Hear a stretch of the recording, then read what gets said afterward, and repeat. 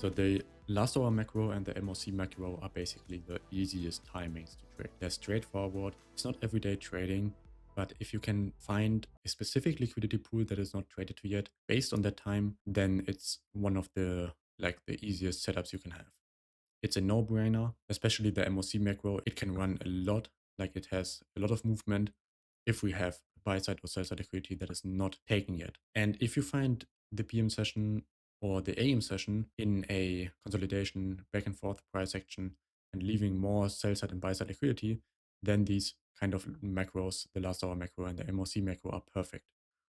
In this example, you just saw the trade execution. We have that AM session sell side liquidity and also a minor buy side liquidity up here. And based on the last hour macro and the MOC macro, we have other buy side liquidities here and this one up here. So there's a market maker buy model based on the timing. And if you start, for example, your last hour macro at 315, you're scanning for where are we in price right now? What kind of key levels do we have? What kind of open liquidities do we have? And wait for a specific liquidity run and then trade to the opposing liquidity that is still open. In this case, we did trade down into the sell side down here in the AM session. We had some kind of jagged lows in here, but if you compare this low, for example, with this one, this is relatively equal. So it did trade down there, left all the buy side up here, the buy side up here, and the buy side up here. And this buy side here is also a high probability target because this swing high is based on the macro. So macro liquidity is something we are looking for, or a macro that runs into liquidity. So there are these two different characteristics are very important when you trade the last hour macro and the MOC macro. So that macro up here, the buy side, this buy side, and this buy side, you can see in here the same thing was going on in the macro here.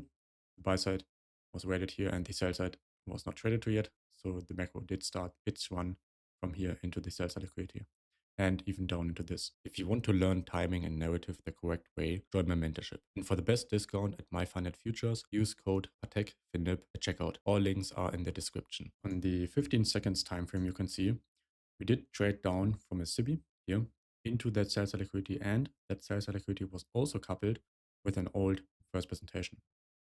Immediately traded up above that inversion fair gap again, and then left this displacement here, and I positioned myself before that. See it here. And then traded up towards the old CB in here, rejected there, trades into the upper half of this busy. That's bullish order flow, and then trades into the minor buy side here. I take profit here, and then the rest was just for studying purposes and the MOC macro. And you can see, I know that this buy side liquidity for the MOC macro, it did have some kind of consolidation here after trading into the minor buy side. And you can see this market maker buy model here. this original consolidation, it consolidates here as well, and then trades into that buy side here. And you can see the MOC macro did trade, in fact, into all the buy sides that were not traded to. So that huge bullish order flow in here is something you can definitely trade in the MOC macro. But I want to show you that low-hanging fruits or small scalps within this logic is all you need. So the MOC macro and the last hour macro are something you can trade almost every day if you find these liquidity pools from scanning and you want to scan from 3:15 p.m. So what is scanning in general? So basically you scan for key levels. What kind of key levels do we have near price?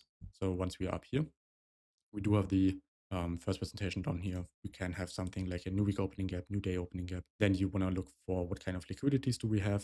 For example, the buy side up here, the sell side from the AM session, and all the buy sides up here. And then you also scan for what kind of logic could we have in terms of the way we trade into those liquidities. For example, we want to see some kind of Udo swing, so a manipulation. And because it left more buy sides here and traded into the sell sides, the logic would be, okay, we can scalp from here to here as a left curve on the market maker buy model.